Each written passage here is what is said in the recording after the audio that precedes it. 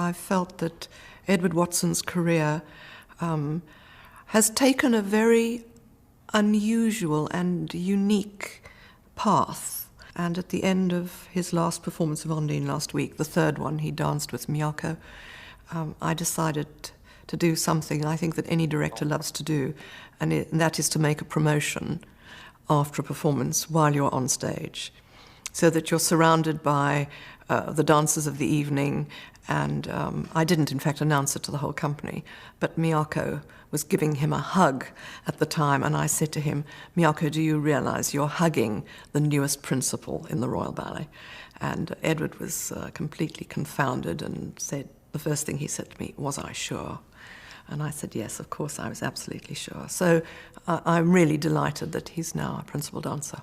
Miyako, Ishida and I were taking our last curtain call, and we were just talking to each other, and then she just appeared and told me, so it was a huge shock.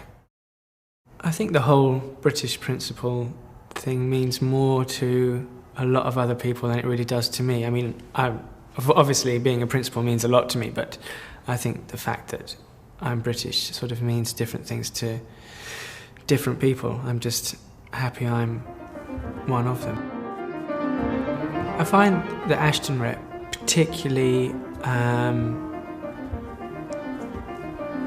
it is challenging. Each role is very different. I mean, he has sort of his signature steps and his style is always there, but in terms of his male roles, you can very much define them by who they were created on. There are very much Anthony Dowell roles, and there's Michael Soames roles, and so, you know, something like Ondine, Palamon and Ondine is completely different from Oberon in the Dream, and I mean, they're very different stories as well, but they're very much sort of shaped by their creators, I think.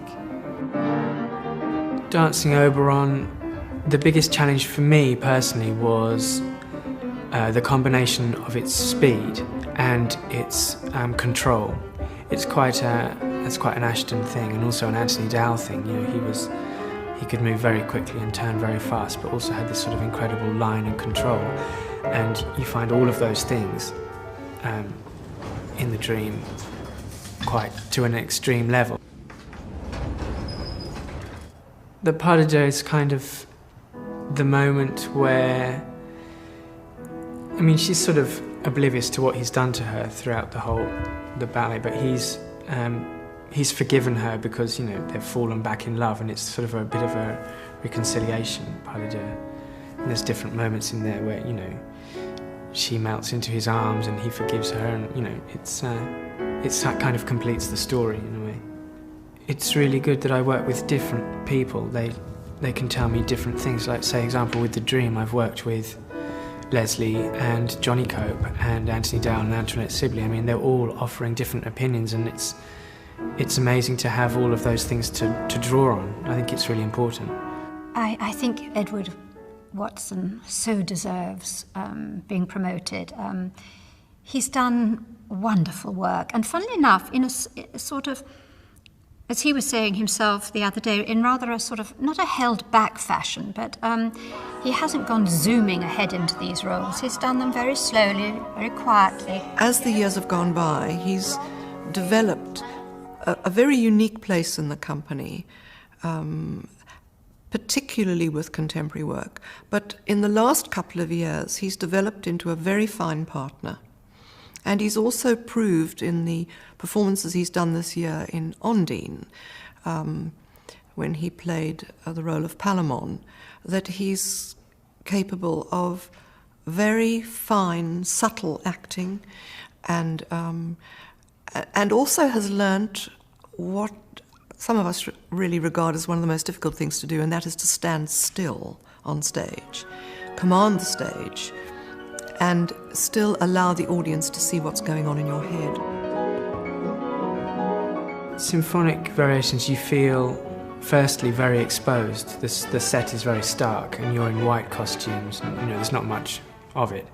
And it's quite serene to start with. It feels very calm, and you have to be really controlled, but it's actually deceptively really, really tiring and tricky, and I think it's hard to...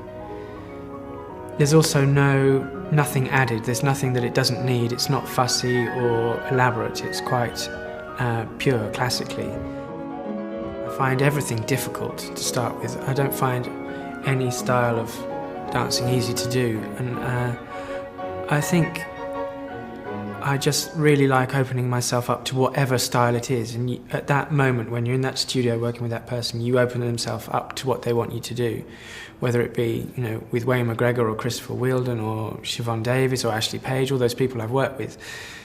You just have to, it's not about me as a person, it's about what they want to see me do for them. And I always remember that you just have to give them what they want. Everything has surprised me. I think I learned very early on at the school that you can't ever expect anything. And also to a certain point, only you yourself can make things happen, but it's all sort of down to other people's ideas and what they want for you. So I'm always being surprised here, and that's kind of what keeps you here, because you never know what's going to happen.